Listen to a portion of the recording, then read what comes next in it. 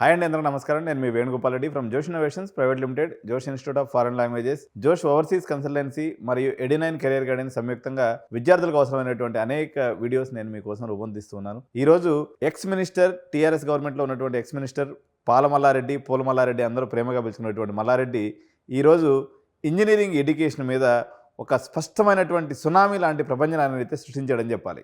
ఎందుకంటే 2025-26 విద్యా సంవత్సరానికి గాను మల్లారెడ్డి గారు 9,000 సీట్లతో దాడి చేయబోతున్నాడు. 9,000 సీట్లు. ఎందుకంటే తెలంగాణ మొత్తంగా తీసుకున్నప్పుడు మనకు ఉన్నటువంటిది 1,00,000 సీట్లు అండి. ఈ 1,00,000 సీట్లలో మల్లారెడ్డి కుటుంబ సభ్యులకు వరకే ఉన్నటువంటి సీట్లు ఒక 30,000, అంటే 30% ఆల్రెడీ ఆయన కబ్జా పెట్టేస్తున్నాడు. ఇంకొక 9,000 సీట్లతో మార్కెట్ని ఇంజనీరింగ్ సీట్లతో ముంచెత్తబోతున్నాడు అనమాట.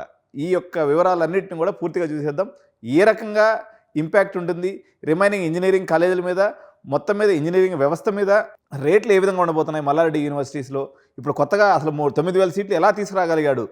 రేవంత్ రెడ్డి ప్రభుత్వం మల్లారెడ్డి మీద ఉక్కుపాదం మోపిందని చాలామంది అనుకుంటున్నటువంటి ఈ తరుణంలో మల్లారెడ్డికి మెడికల్ కాలేజీ పర్మిషన్ వచ్చేసింది.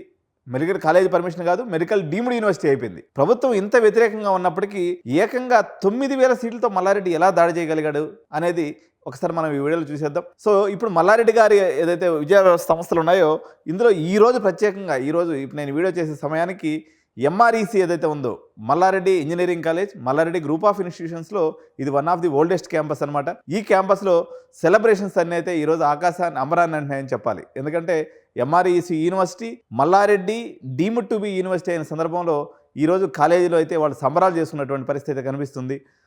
అదేవిధంగా మల్లారెడ్డి విద్యాపీఠ్ అని చెప్పేసి మల్లారెడ్డి సెంట్రల్ గవర్నమెంట్ తెచ్చుకున్నటువంటి మరో సెంట్రల్ గవర్నమెంట్ యూనివర్సిటీ ఏదైతే ఉందో దాంట్లో ఒక ఇంజనీరింగ్ కాలేజీని కూడా పెట్టాడు. దాంట్లో కూడా అది ఆల్రెడీ పర్మిషన్ వచ్చేసింది లాస్ట్ ఇయర్, కానీ లాస్ట్ ఇయర్ స్టార్ట్ చేయలేదు.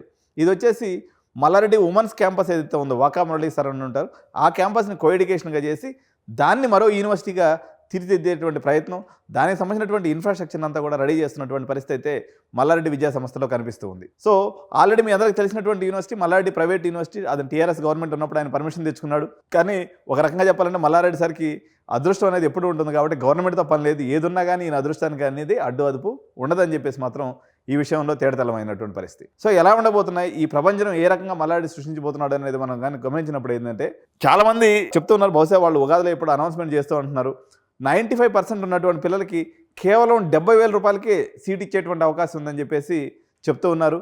ఈ 9,000 సీట్లు private university, Mallareddy private university TRS and KCR గవర్నమెంట్లో ఉన్నప్పుడు మల్లారెడ్డి తెచ్చుకున్నటువంటి యూనివర్సిటీ. లాస్ట్ ఇయర్ వరకు దీని యొక్క ఇంటేక్ వచ్చేసి 1,500 ఎంత ఉండింది. దాని ఇన్ఫ్రాస్ట్రక్చర్ డెవలప్ చేసుకోవడం వల్ల దాని ఇంటేక్ని డబుల్ చేసుకున్నాడు. ఇది మొదటి యూనివర్సిటీ. రెండవ యూనివర్సిటీ వచ్చేసి ఎంఆర్ఈసి మల్లారెడ్డి ఇంజనీరింగ్ కాలేజ్ అనబడింది. మల్లారెడ్డి ఫస్ట్ క్యాంపస్ అని కూడా అంటుంటారు.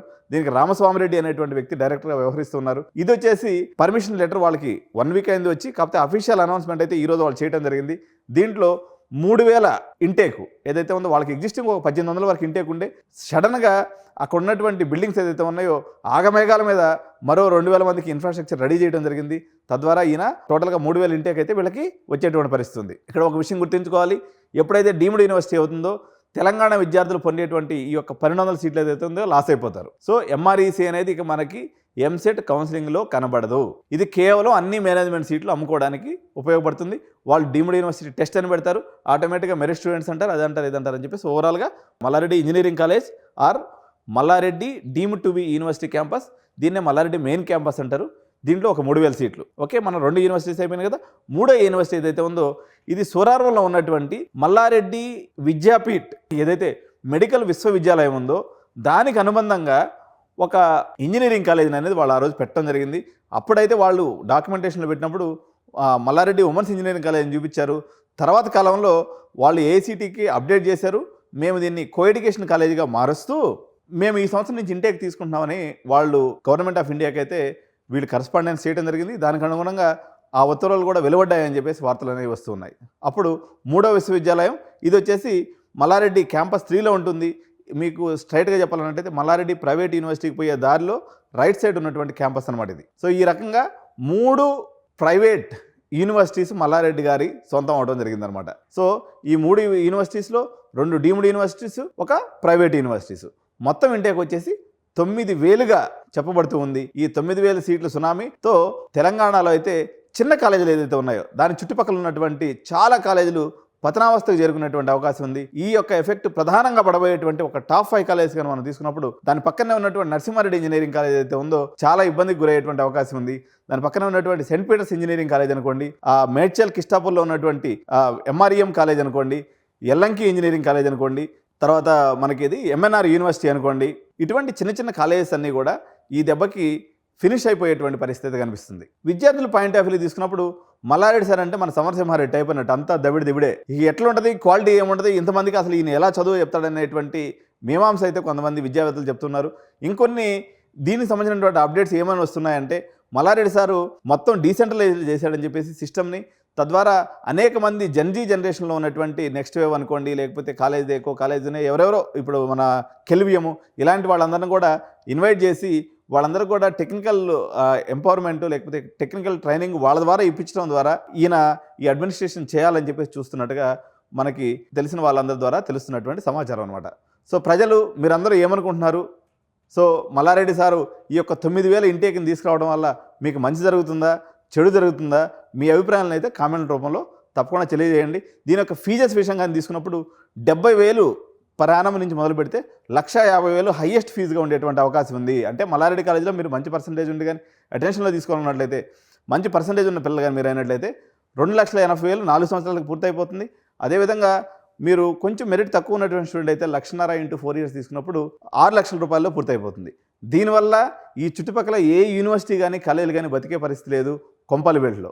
సో ఈ పరిస్థితుల్లో అటానమస్ కాలేజీలు వర్సెస్ ఇంజనీరింగ్ కాలేజ్ అనే వ్యవస్థ మళ్ళీ ఒకసారి ముందుకు వచ్చేటువంటి అవకాశం ఉంది. ఎవరైతే మెరిట్ స్టూడెంట్స్ మధ్యలో చదవాలనుకుంటారో, ఎవరైతే క్వాలిటీ స్టూడెంట్స్ మధ్య చదవాలనుకుంటారో వాళ్ళు మాత్రం అటానమస్ కాలేజెస్ చూజ్ చేసుకొని ఇండివిజువల్ కాలేజ్కి వెళ్ళేటువంటి అవకాశం ఉంది.